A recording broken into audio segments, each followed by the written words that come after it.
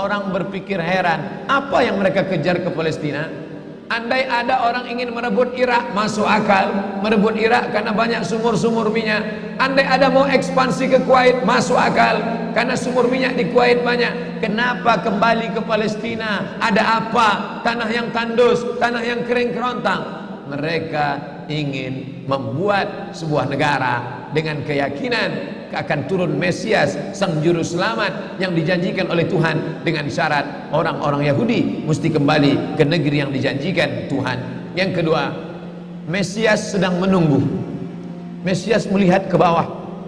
Kalau dia tengok di bawah masih banyak gurun pasir, dia tidak mau turun. Dia ingin melihat hijau. Kalau sudah dibentang karpet hijau, baru dia turun ke bawah.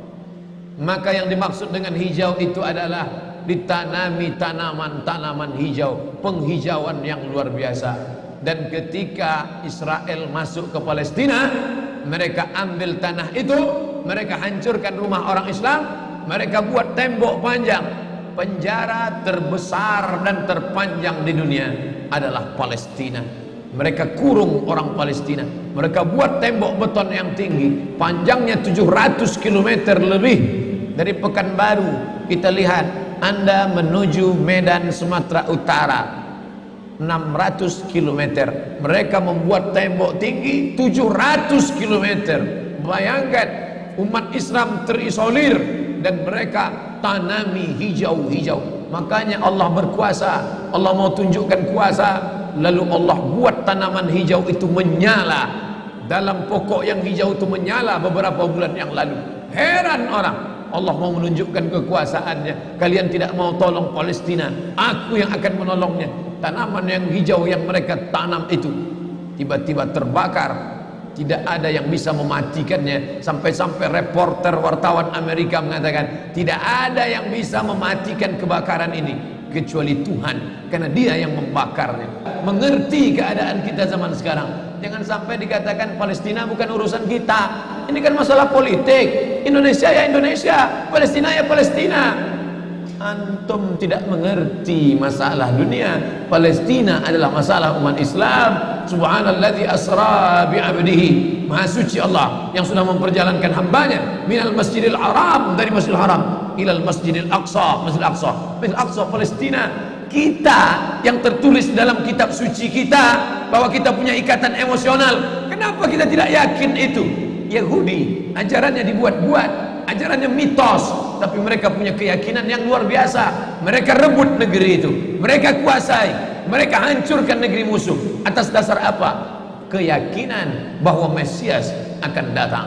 Yang kelima, apa yang mereka lakukan untuk Palestina? Mereka meyakini ada Temple of King Solomon, tempel kuil King Solomon, Raja Sulaiman. Datang pula orang Indonesia latah, dikatakannya Sulaiman ini kerajaannya bukan di Palestina, di Yogyakarta, Sleman. Kata dia, King Solomon itu punya tempel kuil, dan Temple of King Solomon letaknya pas di bawah Al-Masjidil Aqsa. Apa maknanya? Mereka mengeruk setiap hari bulldozer, traktor, ekskavator, terus mengeruk keliling Masjidil Aqsa. Mereka ingin meruntuhkan Masjidil Aqsa. Tulis Temple of King Solomon, enter, pilih image, tampak gambar replika. Inilah kerajaan Sulaiman yang ada di bawah Masjidil Aqsa. Akan mereka naikkan. Mereka sudah bangunkan rumah kecil replikanya, seperti orang Riau membuat rumah replika, rumah Melayu Kampar, rumah Melayu Siak, rumah Melayu Bengkalis. Di mana rumah itu? Di Purna MTQ. Anak-anak kita kalau mau tahu bagaimana rumah Melayu Kampar, bagaimana rumah Melayu Siak, bagaimana rumah Melayu Pelalawan, pergi ke sana. Sebagiannya ada, sebagian tak ada, entah kemana perginya. Tapi mereka membuatkan itu. Inilah dia replika kerajaan Temple of King Solomon. Artinya apa?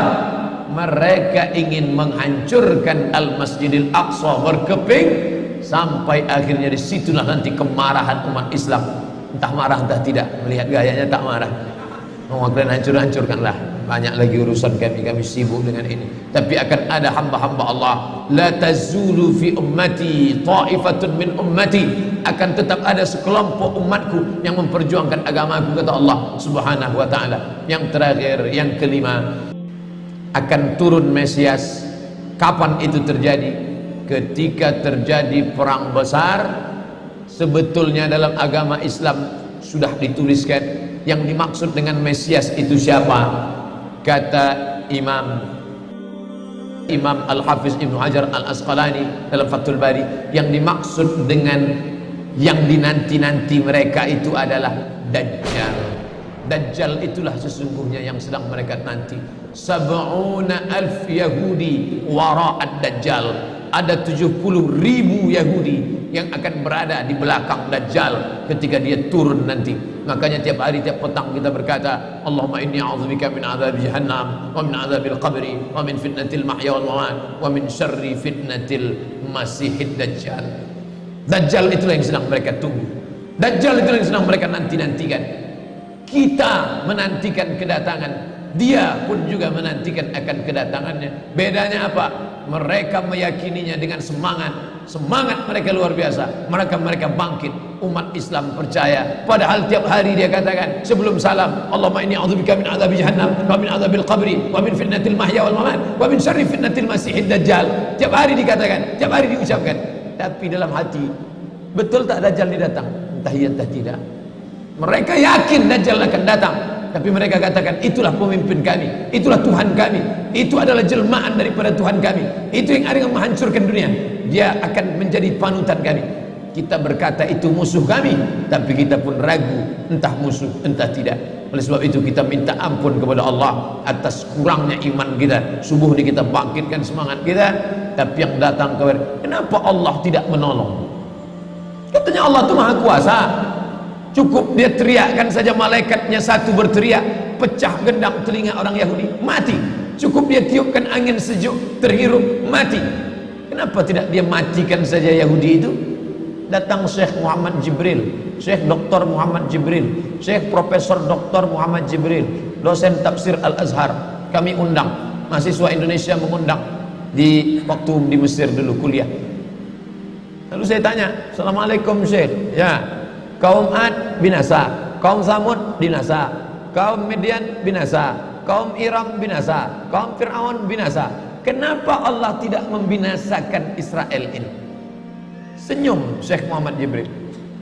Apa kata dia? Ya beni, anakku, seandainya Allah membinasakan Israel ini, lalu apa yang tersisa untukmu? Ditunjuknya saya.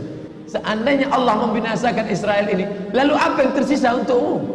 Terdiam saya. Allah sengaja sisakan ini sebagai medan jihad kita menolong agama Allah Subhanahu wa ta'ala.